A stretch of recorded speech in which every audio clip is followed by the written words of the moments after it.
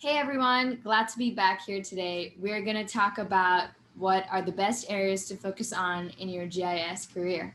And yet again, we have one of our favorite speakers, Andres Abeyta. Andres has 25 years of experience in custom GIS education delivery with a focus in EdTech, and he's trying to help more students find their path into the GIS industry. So, welcome, Andres. Hey, Rebecca. It's good to be on someone's favorite list. I appreciate that. I'm glad you're back. How are you? I'm good. It's a little warm here in California, but that's the way it is in summertime. Yep. One of the many perks and non-perks of living in California. So I'm gonna get right into it. What kind of life situations are students in when they come to you for advice about like GIS or about their careers? I would say there's a few different categories.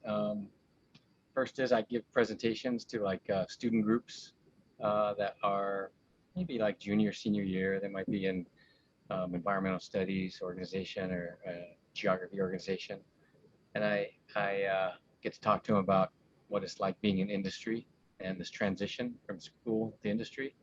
Right. So that's one group of students that are very curious what they have to do to be technically prepared to get a job.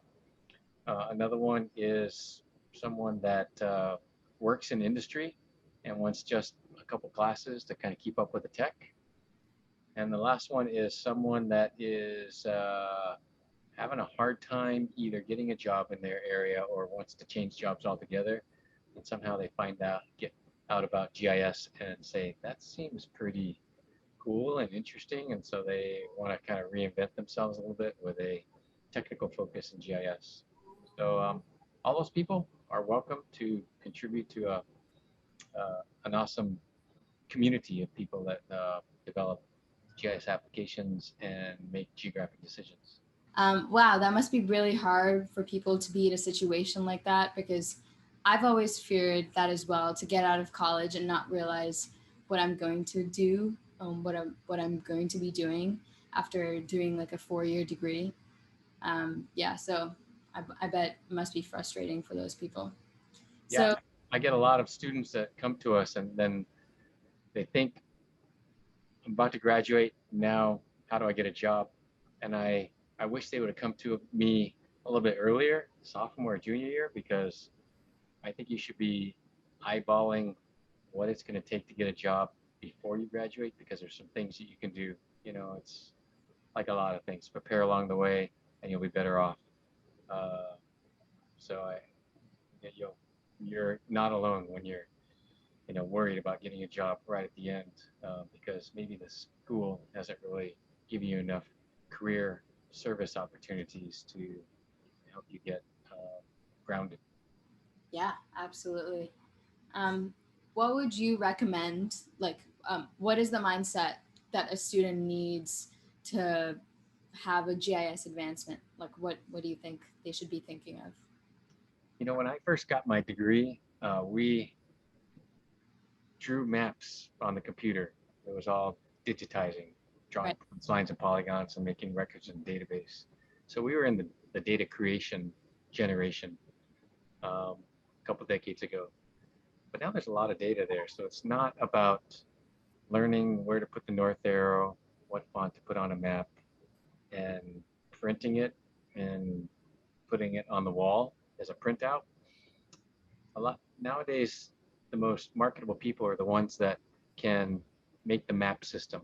You're the one that's the architect of the entire workflow, from data collection to data cleanup to bringing it up into the cloud, creating a map service, serving it with a user interface to be able to push to a lot of people, whatever, however large an audience that you want. So making the map system really could be the GIS analyst, the GIS architect, the GIS administrator.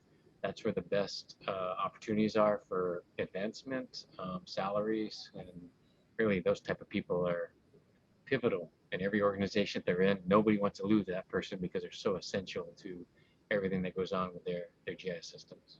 Mm-hmm. Yeah. And are there technical areas that you would suggest or recommend getting into? Well, GIS right now overlaps with everything. So Yeah. that's maybe the way the world works in general in tech. So you don't go and study AI and that's it. Well, AI needs some data to be able to do smart things with it. So it could be geographic data. Where is stuff happening? So you might know both AI and GIS. And you don't go just learn to get a pilot license with a drone. You need to do something with the data on this that's collected on the sensor of that drone. So you might know UAVs and GIS. So these cross disciplines in technology are just so common, and that's why I think the term solution architect is now out there. Can you put together systems with different types of technology, different software, different requirements, and create an application that's useful for your client? If you can have that behind your name, then you're in good shape. Yeah. Um, and what about rising industry sectors? Uh, just think about any problem that exists in the world. So I think about energy, how we're going to become more green, more climate friendly. Um, so renewable energy is going to be a big investment, and knowing how to use GIS in the application of energy distribution, green energy, and figuring out where the next solar farm is going to be. That's a good area. Water is a big thing. You know, out here in the West, there's cities are big and growing, and there's only a limited water supply. So how are we going to manage that water? Um, Smart cities.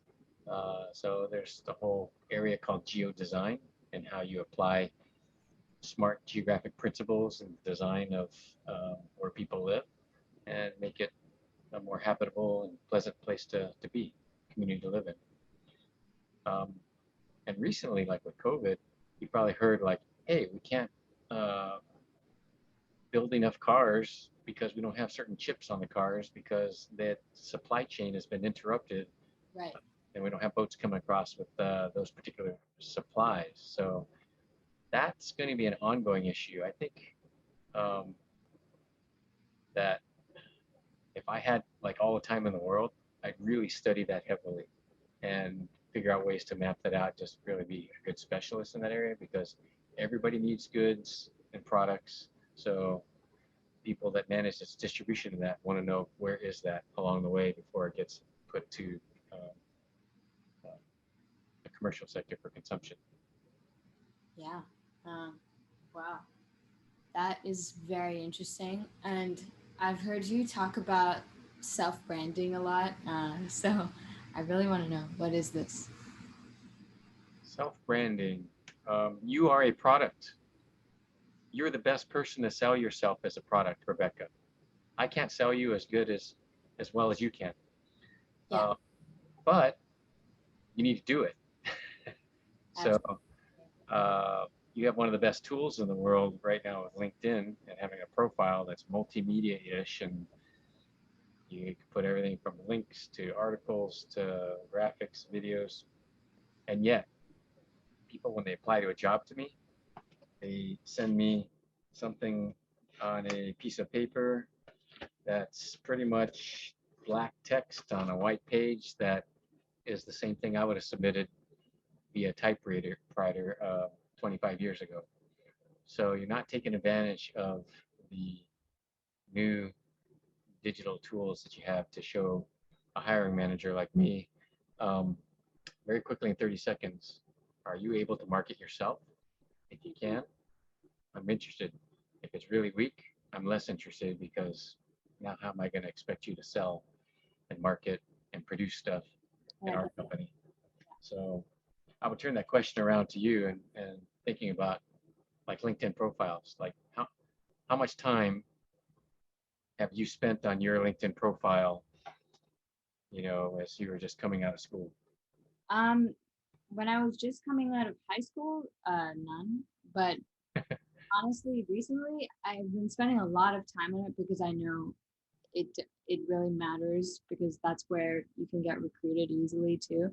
I think I've spent about like a whole day. One day I was just trying to get all the tweaks off my LinkedIn, and make it perfect.